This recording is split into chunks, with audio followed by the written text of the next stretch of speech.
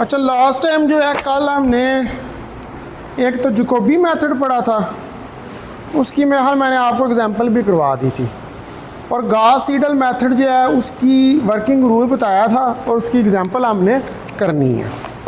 ठीक है, example of Gauss Seidel method.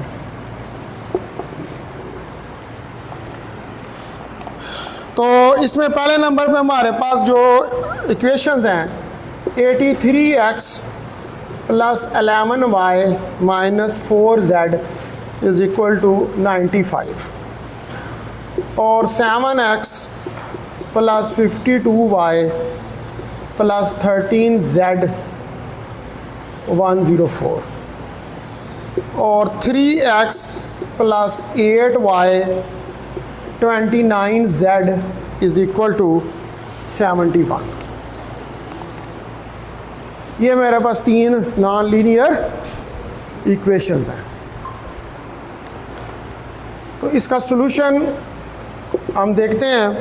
पहले आप निकालें x 1/83 into 95 minus 11y plus 4z, ये क्वेश्चन नंबर 1 आ गई। फिर आ गया y 1/32 104 minus 7x minus 13z, ये होगी इक्वेशन नंबर 2। इसी तरह z मेरे पास 1/29 71 माइनस 3x माइनस 8y, ये मेरे पास इक्वेशन नंबर 3 होगी। ठीक है जी, एक्स वाई जेड की वैल्यूज़ मैंने निकाल ली। अब जब आपने एक्स वाई जेड की वैल्यूज़ निकाल ली हैं तो गॉस सीडल मेथड लगाएं, और गॉस सीडल मेथड लगा के इसके ऊपर फर्स्ट अप्रॉक्सीमेशन करें। तो फर्स्ट अप्रॉक्सीमेशन, पहली अप्रॉक्सीमेशन करें, पुट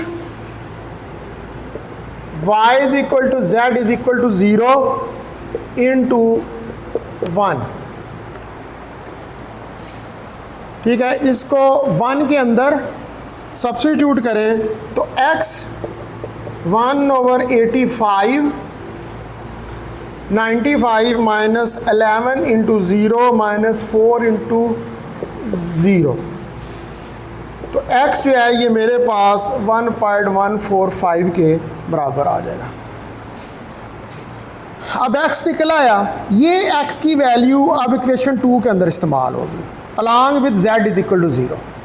ठीक है, पुट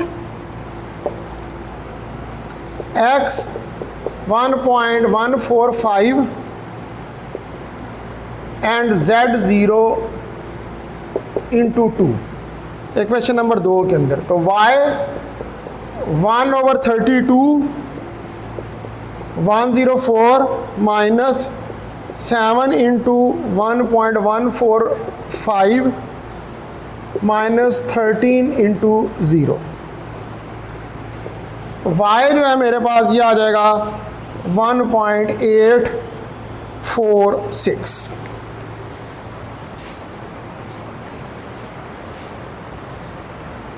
ठीक है जी, वैल्यू निकल आई, x और y की वैल्यूज़ निकल आई हैं। तो अब मेरे पास जो है x और y की वैल्यू निकल आई, तो x मेरे पास आ गया 1.145, y मेरे पास आ गया 1.846, इनको पुट करें इंटू 3 इक्वेशन नंबर 3 में, तो z मेरे पास 1/29 71 माइनस 3 1.145 माइनस 8 1.846, ये आ गया। तो z मेरे पास आ गया 1.821।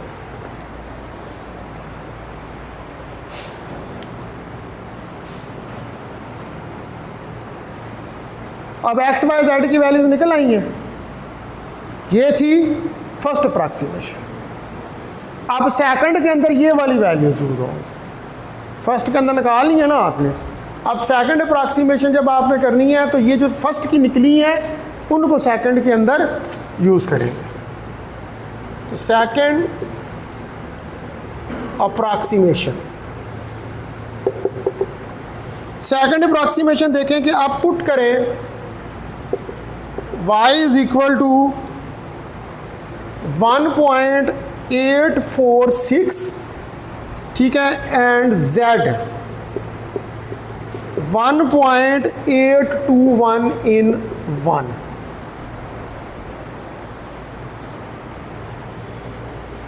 अब निकल आई है ना वो एक्स और वाई की। अब उनको 1 के अंदर अगली वैल्यूज़ आ गई हैं, ठीक है, अगली अप्रॉक्सीमेशन आ गई है।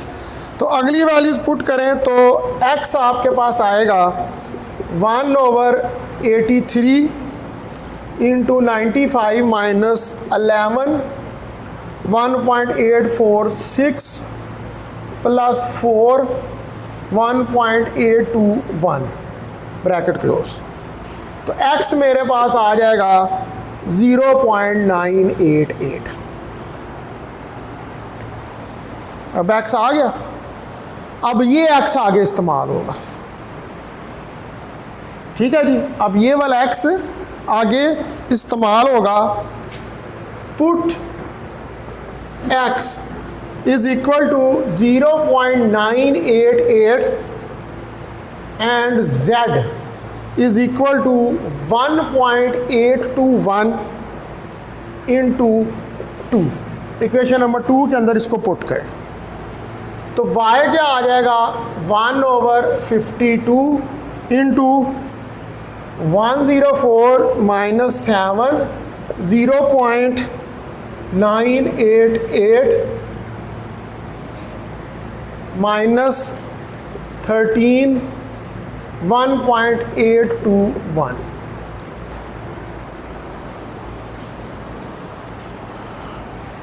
तो y यहाँ से आप निकाल लेंगे। y हमारे पास क्या आ जाएगा 1.412। अब ये y की वैल्यू x और y की वैल्यूज किस में यूज होंगी, इक्वेशन 3 के अंदर, ठीक है। Put x 0.988 and y is equal to 1.412 into 3। इसको 3 के अंदर आप सब्स्टिट्यूट कर दें। तो 3 के अंदर सब्स्टिट्यूट करेंगे तो z क्या आएगा, z is equal to 1/29 into 71 minus 3 into 0.988 minus 8 1.412 bracket close. तो z मेरे पास 1.956 के बराबर आ जाएगा।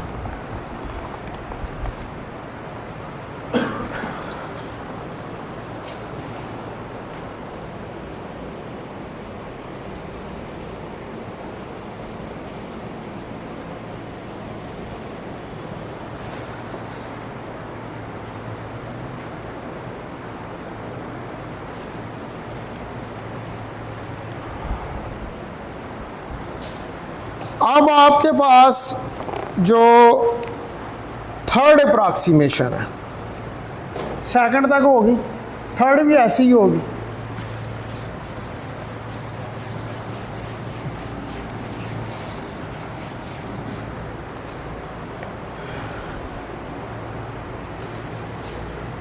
तो थर्ड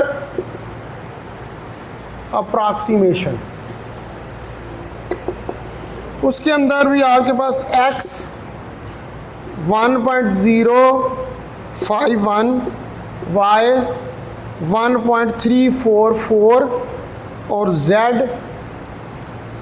1.969 आ जाएगा। वैसे ही सेम प्रोसीजर करेंगे। तो रिक्वायर्ड सोल्यूशन क्या होगा, x 1.05, y 1.344 और Z 1.969। अब आप देख लें उससे पिछली इटरेशन के नज़दीक वैल्यूज़ हैं, ठीक है। लिहाजा इसके ऊपर आकर आप इसको थर्ड अप्रॉक्सीमेशन पे आकर रोक देंगे। जहाँ पर दो इकट्ठी एक जैसी आनी शुरू हो जाएं वहाँ पर आकर इटरेशन को रोक देंगे।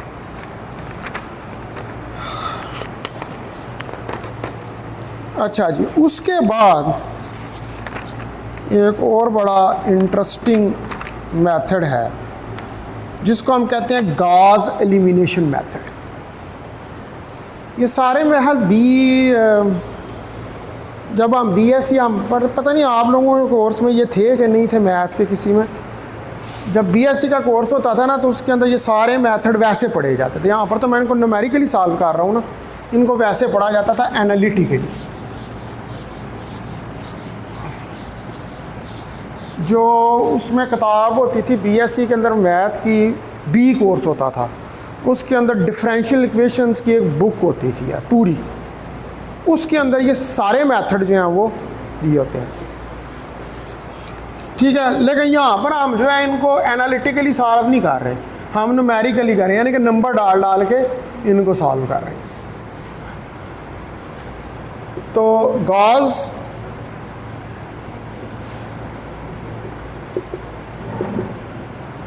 एलिमिनेशन मेथड,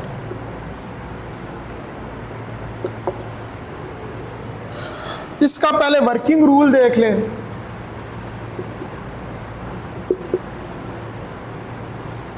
तो वर्किंग रूल ये है कि इसका A1x plus B1y plus C1z D1 के बराबर है, ठीक है। A2x plus B2y plus C3z D2 के बराबर है। फिर उसी तरह A3x plus B3y plus C3z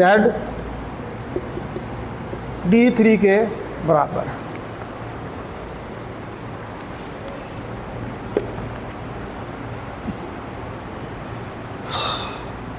तो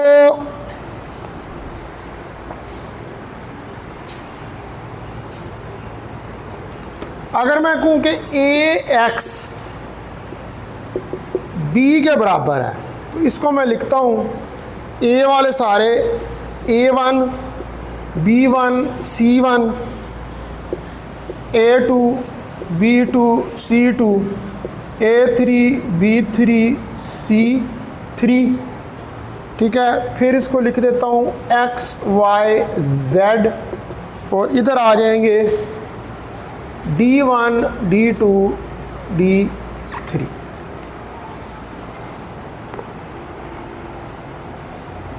सबसे पहले हमें आर्गुमेंट मैट्रिक्स फाइंड करना पड़ेगा। इसमें जो पहला स्टेप है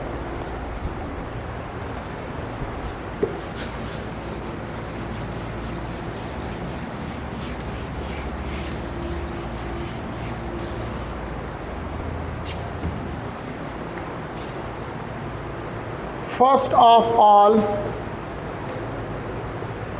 we have to find argument matrix. सबसे पहले हमें आर्गूमेंट मैट्रिक्स करना पड़ेगा। आर्गूमेंट मैट्रिक्स यानी कि CA B। अब ये अप्रॉक्सीमेट मैट्रिक्स जो है इसको अपर ट्राइंगुलर फॉर्म या इचेलन फॉर्म के अंदर हमने कन्वर्ट करना है। We have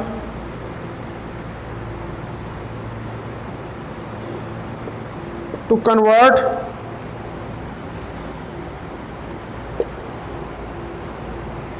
this approximate matrix, इस approximate matrix को हमने करना है into upper triangle upper triangular form में या एचिलन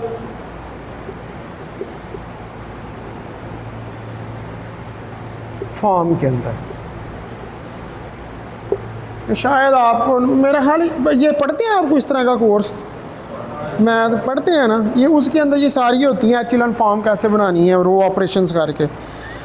बारह समझ लेते हैं हम इसको न्यूमेरिकली, तो एनालिटिकली नहीं, मैं यहाँ पर न्यूमेरिकली समझा।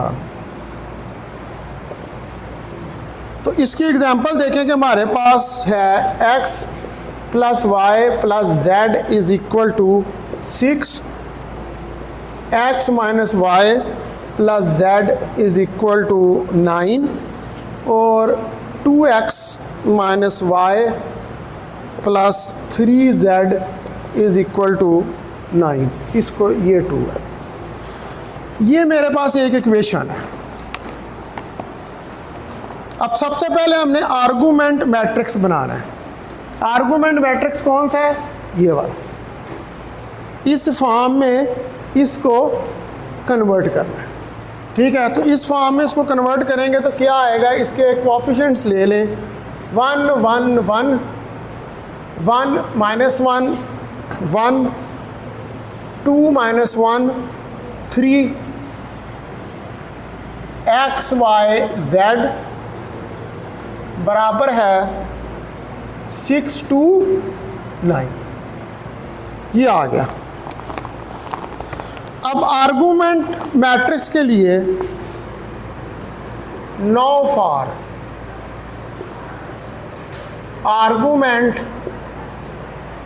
मैट्रिक्स, जो आपके पास आर्गूमेंट मैट्रिक्स है यानी कि C into A B that is equal to, इसको लिखें आप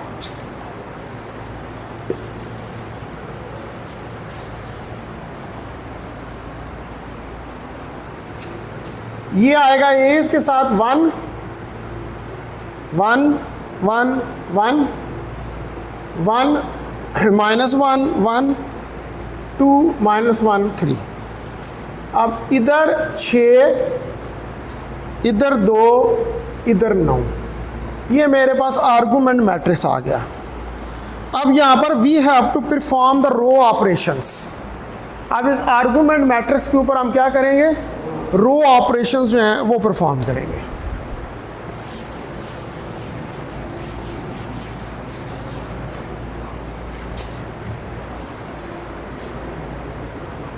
नो बाय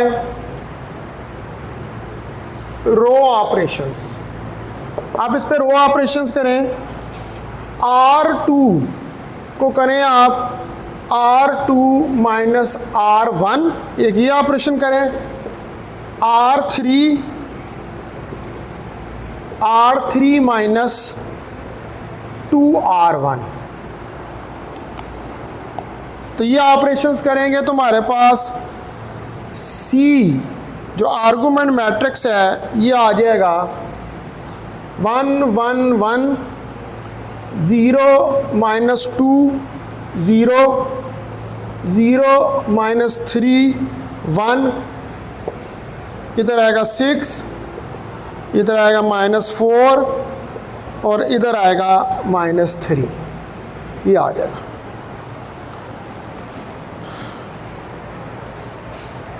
ठीक है।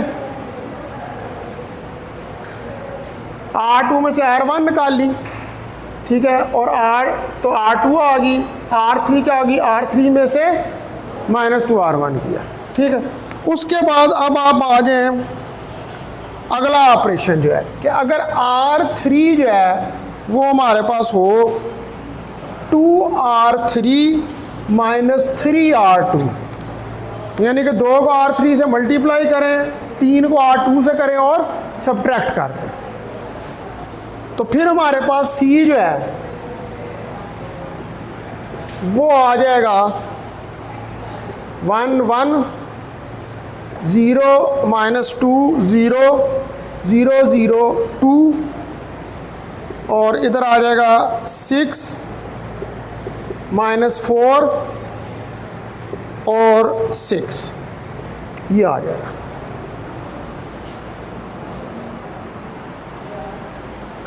तो अब इससे, इस मैट्रिक्स से आप अगर देखें तो x plus y plus z, x plus y plus z, that is equal to 6। इसी तरह -2y -4 और y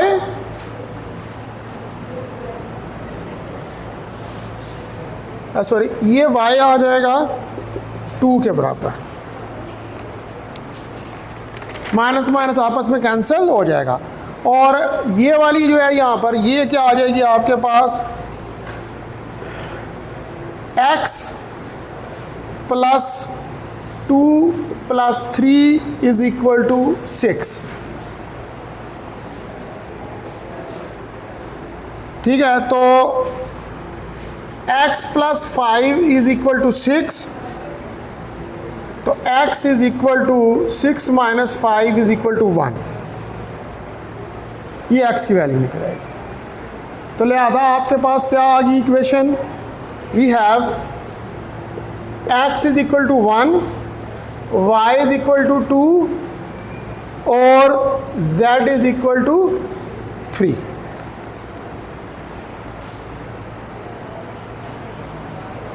ठीक है जी, ये कुछ भी नहीं है इसके अंदर, सिर्फ रो ऑपरेशन की बस, उससे एक्स वाई जेड की वैल्यूज़ आपके पास निकल आएंगी।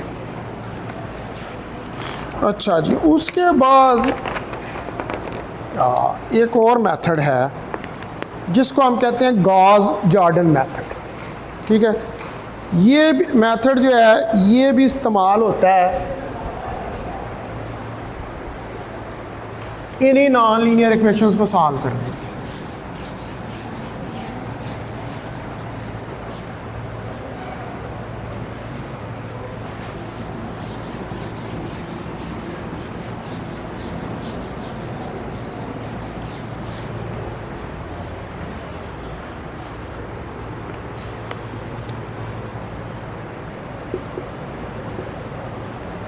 गॉस जॉर्डन मेथड,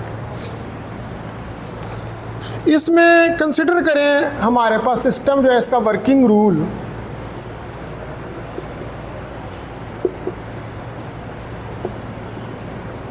पहला है कि consider a system of equation. एक सिस्टम ऑफ इक्वेशन को कंसिडर करें कि ए एक्स जो है वो बी के बराबर है, ये इक्वेशन नंबर 1 होगी। आर्गूमेंट मैट्रिक्स फाइंड करें, फाइंड द आर्गूमेंट मैट्रिक्स। तो सी जो है वो ए बी के बराबर आ जाएगा आर्गूमेंट मैट्रिक्स में। 3 transform into normal form, normal का मतलब होता है 1 1 वाली कोई फॉर्म आ जाए।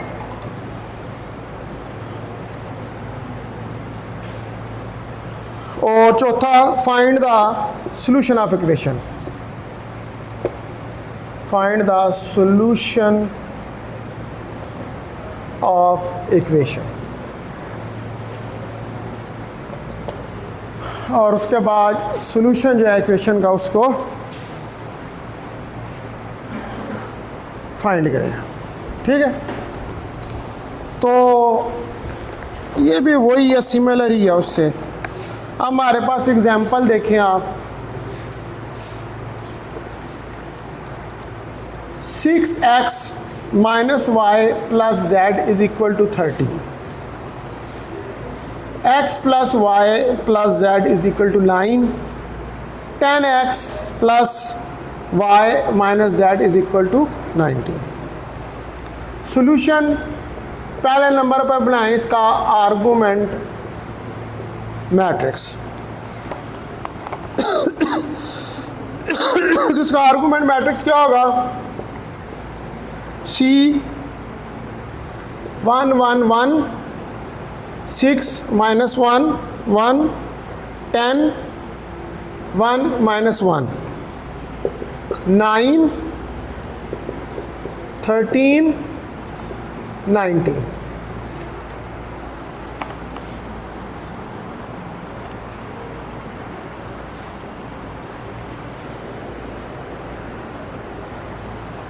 आप इस पर क्या करने हैं आपने, रो ऑपरेशंस। तो R2 माइनस 6R1 अच्छा, उसमें आपने जो पिछला मेथड था उसके अंदर आपने बनानी थी इसकी एचिलन फॉर्म या ट्राइंगुलर फॉर्म, ठीक है ना। इसके अंदर एचिलन या ट्राइंगुलर नहीं बनानी, इसमें नॉर्मल फॉर्म बनानी।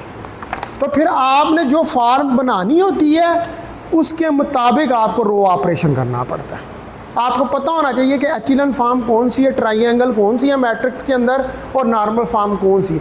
उसके मुताबिक आप ऑपरेशन करके तो एक्स वाई जेड की वैल्यूज़ जो हैं वो निकालेंगे। ये नोट कर लें, मैं यही ना समझ रहा हूँ कि ये कि अपनी मर्ज़ी से ही ऑपरेशन किए जा रहे हैं, और ऑपरेशन तो आप कोई भी कर सकते हैं भाई, कोई पाबंदी है रो ऑपरेशन के ऊपर या कॉलम ऑपरेशन के, जो मर्जी। लेकिन हमने वो मुकर्ररा फॉर्म बनानी है तो फिर हमारे पास सोल्यूशन जो है वो इक्वेशन का वो निकलेगा। अच्छा जी, ये हो गया। उसके बाद आ जाए R3, आपके पास आएगी R3 माइनस 10R1। तो ये ऑपरेशन करेंगे तो C मेरे पास आ जाएगा 1 1 1 9 0 माइनस 7 माइनस 5 माइनस 41, और इधर आ जाएगा 0 माइनस 9 माइनस 11 माइनस 71।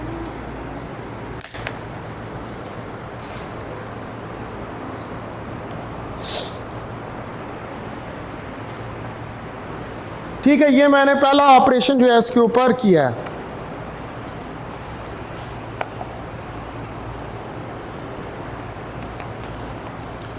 तो अब इसको दोबारा आप इस पर रो ऑपरेशन करें, ठीक है। वो मैं आपके ऊपर छोड़ रहा हूं कि आपने इसके ऊपर रो ऑपरेशन करना है, लेकिन इसकी जो फॉर्म बननी चाहिए ना, सॉल्विंग लाइक दिस।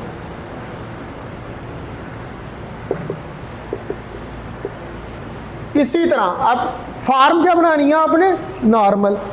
तो नॉर्मल फॉर्म बनाने के लिए आपको ऑपरेशन करने पड़ेंगे। वो आप ऑपरेशन करेंगे तो 1 1 0 5 0 1 0 3 और 0 0 1 और 4, ये बन गई ना नॉर्मल फॉर्म, ठीक है। अब आप अपनी मर्जी से रो ऑपरेशन करके ये बना सकते हैं फॉर्म इसकी, ठीक है जी। तो ये हमारे पास जो है, अब इसमें एक और अगर ऑपरेशन हम कर रहे हैं कि R1 मेरे पास R1 माइनस R2 हो, ठीक है। R1 माइनस R2 हो। वो मैंने क्यों किया कि अभी यहाँ पर मेरे पास ज़ीरो नहीं आ रहा, मुझे यहाँ पर ज़ीरो चाहिए। तो इसके लिए वो ऑपरेशन किया, तो वो करेंगे तो C मेरे पास आ जाएगा 1 0 0 2 0 1 0 3 0 0 1 4। तो यहाँ से अब x y z की वैल्यूज़ आपके पास निकल आई। x क्या आया 2, y क्या आया 3, z क्या आया 4, ठीक है जी। तो इसको हम कहते हैं Gauss Jordan method, Gauss illumination method, Gauss Jordan method. ये जितने मेथड आपने ये गॉस ये सारे पढ़े हैं, ये सारे क्या हैं, ये नॉन लीनियर इक्वेशंस को सॉल्व करने, यानी कि डिफरेंशियल इक्वेशंस को न्यूमेरिकली सॉल्व करने के लिए ये इस्तेमाल होते हैं।